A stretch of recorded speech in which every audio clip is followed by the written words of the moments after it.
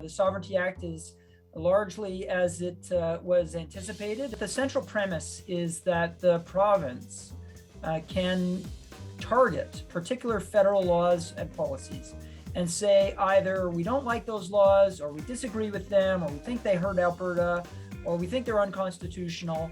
They might be wrong, they might be right, doesn't matter. They're of the view that they dislike that federal law. And what follows from that is that they will then order any provincial entity, might be a police force, might be a town, might be a university, not to comply or follow that law. And indeed, they might order them to try and resist the applications of those laws. We might be talking about environmental laws. We might be talking about laws from the criminal code. All of them would be open for a provincial attack.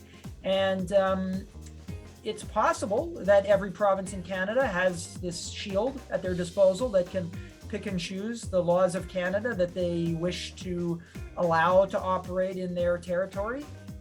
But I'd be surprised. The basic understanding of federalism is that both levels of government have to be respected in their areas of constitutional authority.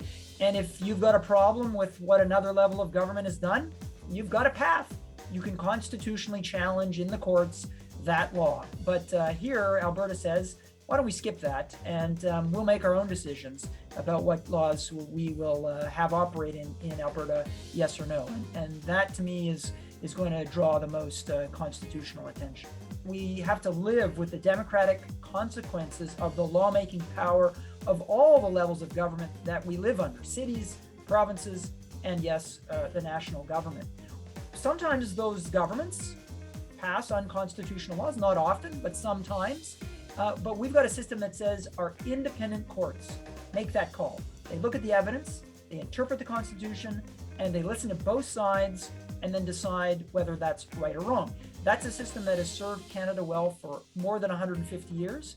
I don't know that this new version of federalism would do much better. In fact, I think it would do a lot worse.